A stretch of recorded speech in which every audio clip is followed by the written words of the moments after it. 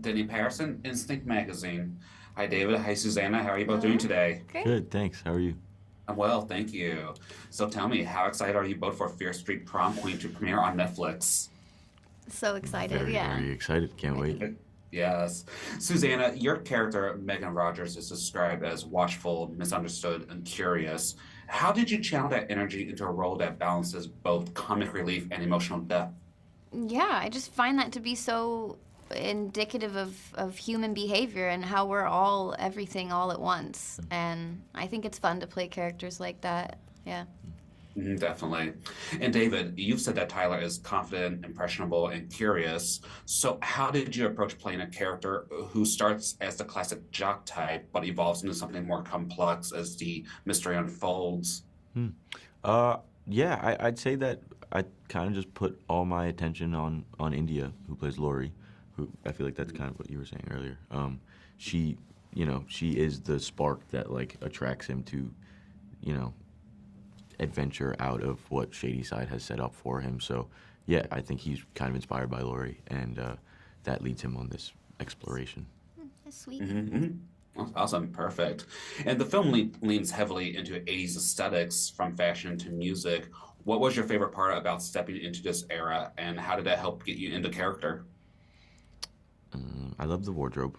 I loved wearing that tuxedo like all the time. I felt also like the shoes that I was wearing had heels on them, and not like high heels, just like heels, and they made noise when I walked, and that made me feel confident. Okay, okay. And Susanna? Um, I really liked Megan's hair. The gel when she got to wear it down was fun. Immediately putting that in my hair, I just feel like I'm in the 80s. Yeah. Just stepping into those 80s, yes.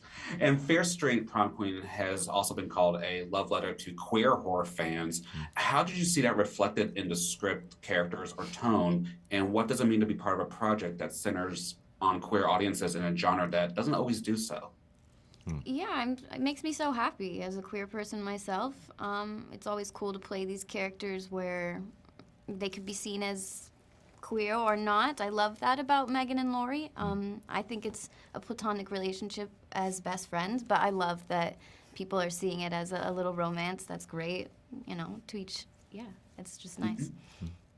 And David?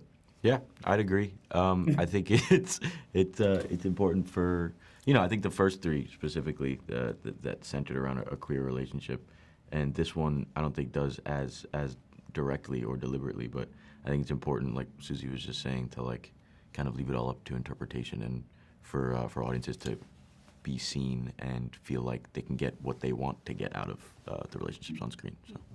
Definitely. Well, Susanna, what do you ultimately hope audiences take away from Fair Street Prom Queen? I hope they're scared. And yeah, I hope they're just scared and terrified. Okay. And David? I'd say the same. I hope they're terrified. I hope they feel like I hope they feel that I don't know. When I watched the movie, I was really rooting for Laurie and for Megan. It's like kind of my favorite thing about the movie is their friendship. So I hope they feel some type of like catharsis and reward by the end. All right, perfect. Susanna, David, thank you so much for your time. It was a pleasure. Thank Thank you. you. Thank you.